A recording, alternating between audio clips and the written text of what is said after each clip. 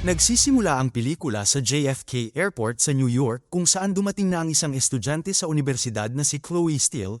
Tinawagan niya ang kanyang ina na si Irene mula sa lobby at ipinaalam sa kanya na malapit na siyang makauwi. Pagkatapos ay hiniling niya na makipag-usap sa kanyang ama, ngunit tumugon si Irene na sa kasalukuyan ay wala ito sa bahay. Napag-alaman na pumunta si Chloe sa New York para sa kaarawan ng kanyang ama na umaasa na ang buong pamilya ay magkakasamang magdiriwang. Ngunit ang kanyang piloto na ama na si Nicolas Cage ay biglang tinawag sa London. Dahil sa pagkadismaya sa balita ay tinanong niya ang kanyang ina na tingnan kung saang flight siya sasakay. Pagkatapos ay sinabi ni Irene sa kanya ang numero ng flight at napagtanto ni Chloe na ang eroplano ay aalis mula sa JFK Airport. Kaya nagpasya siyang maghintay sa waiting area, umaasang makakausap niya ang kanyang ama bago ito lumipad. Habang nag-aantay siya, nakita niya sa malapit ang isang sikat na mamamahayag sa TV na si Cameron Williams. Napapaligiran siya ng ilang tao, isa sa kanila ay isang medyo may edad na babae na may hawak na libro. Dahil siya ay isang mamamahayag na karaniwang nag-uulat mula sa frontline ng ilang mga sakuna, tinanong siya ng babae kung nagbabasa ba siya ng Biblia. Naisip ni Cameron na siya ay isang relihiyosong tao at pabiro na sumagot na oo, ngunit hindi kasing relihiyoso niya. Napangiti ang ginang sa kanyang biro at sinabi sa kanya na ang Mateo, isang talata mula sa Biblia na nagsasabi kung paano ang kawalan ng makakain, sakuna, at digmaan ay pawang mga palatandaan. Ngunit bago niya matapos ang kanyang pangungusap, pinutol ni Chloe ang usapan at tinanong niya ang babae na kung alam ng Diyos ang lahat ng masasamang bagay na ito, bakit hindi niya ito pinipigilan na mangyari? Sumagot ang ginang na nilikha ng Diyos ang mundo upang maging perpekto ngunit kasalanan ng mga tao kung bakit ito ay naging magulo. Hindi niya matatanggap ang pangkalahatang pahayag na ito bilang sagot kaya sinabi ni Chloe na maraming mga inosenteng tao na walang ginawang mali sa kanilang buhay ay pinarurusahan din. Pagkatapos ay ipinunto niya ang kahangalan sa paniniwalang mahal ng Diyos ang lahat ng tao, dahil hindi niya naman sila tinutulungan sa mga panahon ng digmaan at sa kakulangan sa pagkain. Nang walang kontra-argumento ang ginang dito, bahagyang lumayo si Chloe na nahihiya sa kanyang biglaang pagsingit sa kanilang usapan. Mahahalata din na hindi naniniwala sa Diyos ang dalagang estudyante at siya ay tinatawag na atheist. Sa labas ay dumating si Captain Nicholas sa parking area ng airport gamit ang kanyang sasakyan. Doon ay nakita niya ang dalagang stewardess na si Hattie Durham, kaya mabilis niyang tinanggal ang kanyang wedding ring at lumakad patungo sa kanya. Walang ideya si Hattie na kasal na siya at halatang may romantiko na tensyon sa pagitan ng dalawa na sabay pumasok sa airport. Samantala, si Cameron ay lubos na humanga sa pagtatanong ni Chloe tungkol sa bulag na pananampalataya sa relihiyon. Nilapitan niya ito sa cafe ng airport at nagsimulang mag-usap ang dalawa. Pinasalamatan siya ni Cameron sa pagligtas sa kanya mula sa babaeng relihiyoso na tinutukoy siya bilang isang baliw.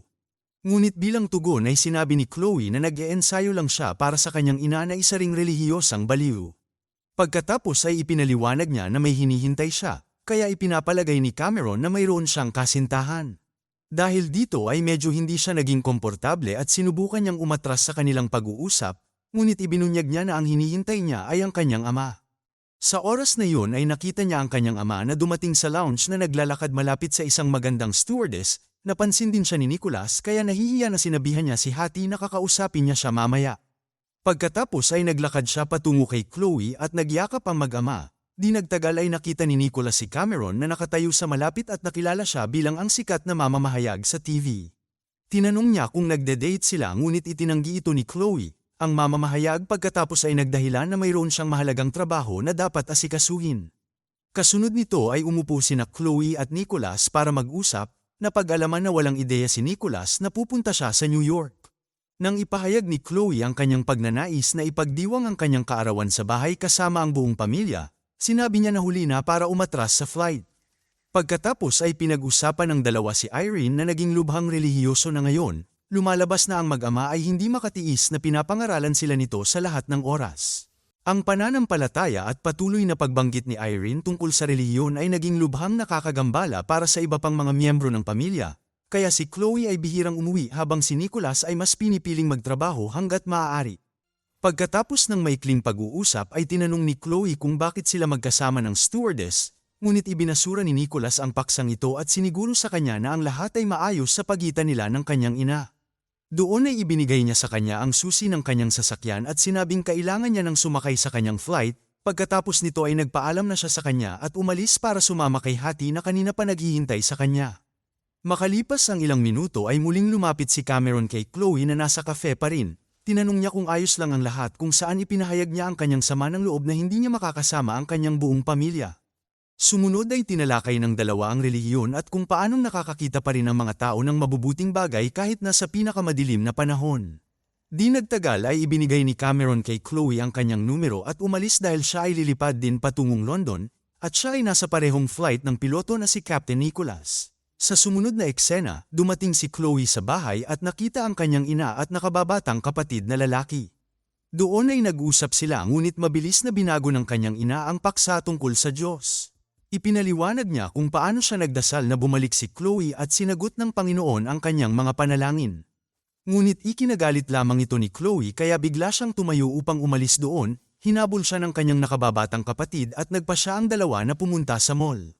Sa eroplano ay nakapasok na si Captain Nicholas at agad na nagsimulang makipaglandian kay Hattie, ngunit papalapit na ang oras ng kanilang paglipad kaya pumasok na siya sa cockpit kung saan binati siya ng kanyang co-pilot ng maligayang kaarawan.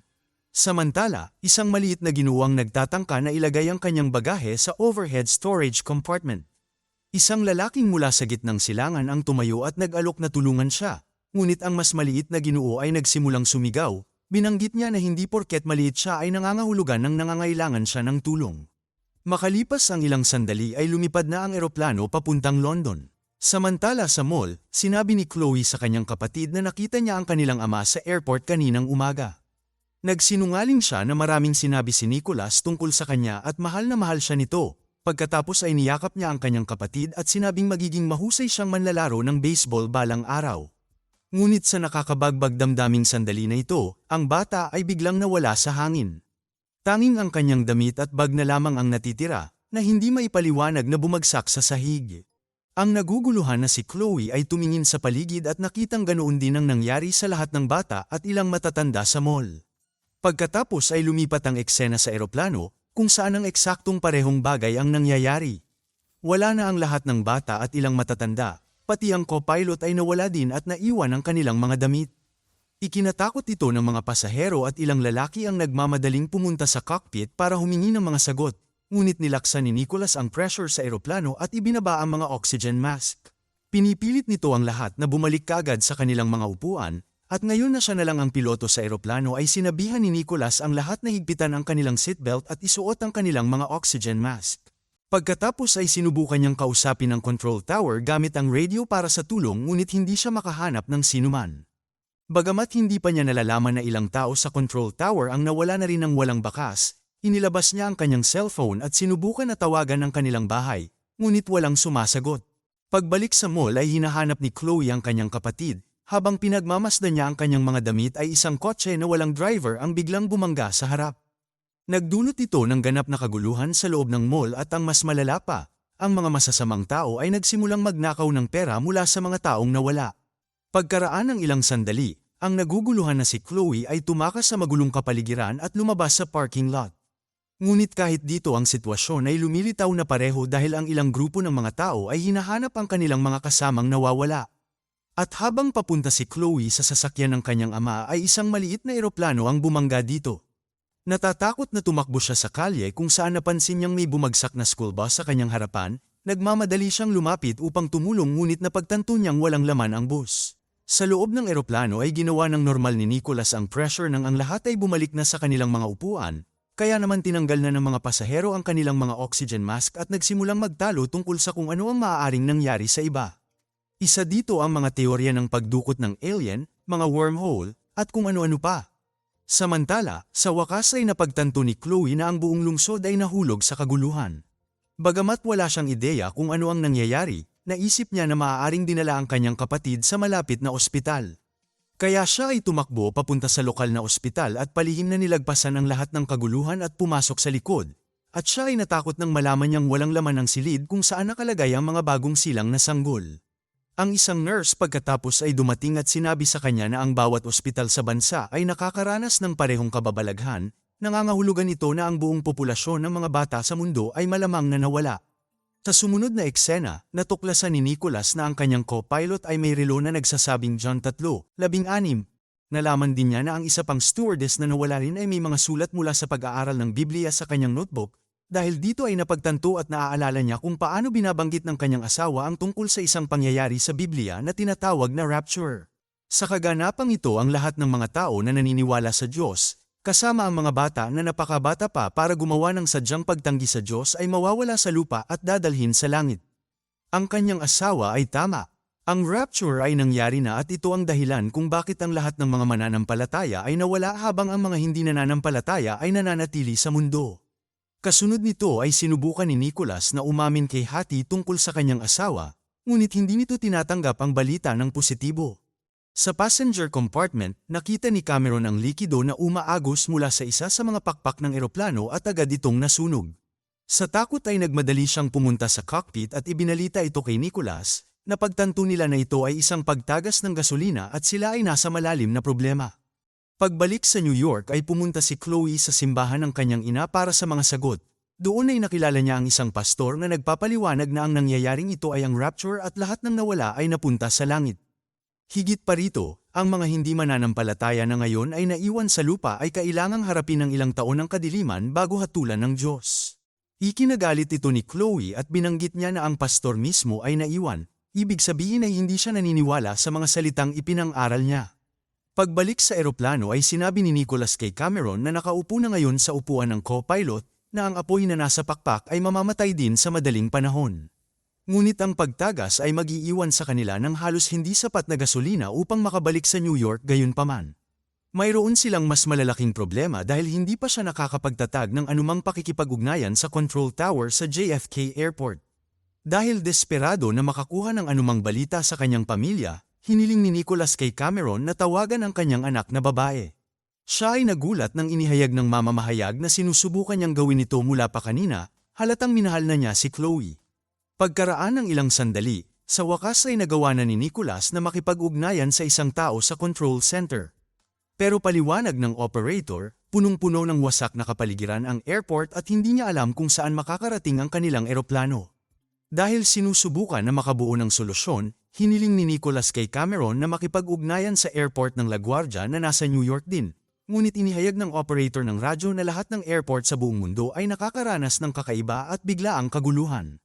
Nag-alala dito si Nicholas at napagtanto niyang mas seryoso ang sitwasyon kaysa sa inaakala niya gayunpaman, nagpasya siyang magtungo sa JFK at subukan na dalhin doon ang eroplano sa anumang paraan dahil iyon ang pinakaligtas na opsyon sa sandaling ito. Sumunod ay pumunta si Cameron sa passenger compartment kung saan tinututukan ng baril ng isang babae ang maraming tao na hinihiling na ipaliwanag nila kung ano ang nangyayari. Napag-alaman na siya ay asawa ng isang sikat na manlalaro ng football na naglalakbay kasama ang kanyang anak na babae na nawala habang siya ay natutulog. Dahil nabulag sa kanyang pangamba, inaakusahan niya ang lahat ng pagkidnap sa kanyang anak. Sa kabutihang palad ay nagawa siyang mapakalma ni Cameron at binanggit niya kung bakit sa palagay niya ang lahat ay nagsasabuatan laban sa kanya. Ang ginang sa kalaunan ay naglabas ng sama ng loob at ibinunyag na ang kanyang asawa ay isang nakakalaso na tao, na madalas na inaakusahan siya na sinusubukan na ilayo ang kanilang anak mula sa kanya. Ngayong wala na ang bata, kailangan niyang harapin ang posibleng pang-aabuso mula sa kanya. Sa sandaling ito ay biglang tumayo ang isa pang pasahero, isang babaeng naka-sunglass at may marka ng injection sa braso.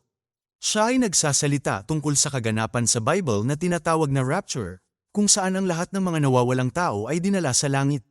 Gayunpaman ay wala siyang alam maliban doon. Sa ibang lugar, nangangamba ang isang nag-aalala na si Chloe na baka bumagsak din ang eroplano ng kanyang ama. Dahil nawala na ang kanyang ina at kapatid ay wala na siyang nakikitang saysay na mabuhay pa, kaya umakyat siya sa tuktok ng Manhattan Bridge at nagpasya na tapusin ang sarili niyang buhay. Sa kabilang banda ay bumalik si Cameron sa cockpit at umupo sa kanyang upuan, sa wakas ay nagawa niyang matawagan si Chloe na nasa bingit ng paggawa ng isang bagay na walang kwenta. Buti na lang at napahinto siya nang makita ang tawag at mabilis itong sinagot, napaiyak si Chloe at nagpasalamat sa kanyang pagtawag sa tamang oras. Pagkatapos ay ibinigay ni Cameron ang telepono kay Nicholas, na humingi ng paumanhin sa kanya at ipinahayag na tama ang kanyang ina. Pagkatapos ay ipinaliwanag niya na ang eroplano ay nauubusan na ng gasolina at hindi niya alam kung maaari niyang maibaba ito ng ligtas. Sa panibagong hangarin na mabuhay ay sinabi ni Chloe sa kanyang ama na hahanap siya ng espasyo para doon lumapag ang eroplano. Mabilis siyang bumaba ng tulay at nakarating sa isang construction site sa tabi ng highway, Gamit ang isang kalapit na pickup truck ay tinanggal niya ang lahat ng mga nakaharang sa lugar para magkaroon ng sapat na espasyo para sa eroplano. Pagkatapos ay tinawagan niya si Nicholas, na nagturo sa kanya na lagyan ng apoy ang pasukan sa landing strip upang makita niya ito mula sa taas. Gamit ang kanyang napakatalinong isip, si Chloe ay gumamit ng gasolina mula sa isang bumagsak na tanker ng petrolyo at nagsindi ng malaking apoy. Sapat na ito para makita ni Nicholas ang construction site strip at dalubhasa niyang pinalipad ang eroplano patungo dito. Sa kabila ng magulong slide na sumisira sa landing gear, ligtas na nakababa ang eroplano. Sa huling eksena, ang mga pasahero ay bumaba sa eroplano at isa sa kanila ay nagsalita na ang pinakamasamang pangyayari ay nasa likuran na nila gayunpaman. Sinabi ni Chloe na nagsisimula pa lang ang kanilang mga problema habang mahigpit niyang hawak ang kanyang ama. Salamat sa panunood. Para lagi kayong updated sa susunod na kwento, mag-subscribe at siguraduhin na naka-on ang notification bell. Ingat!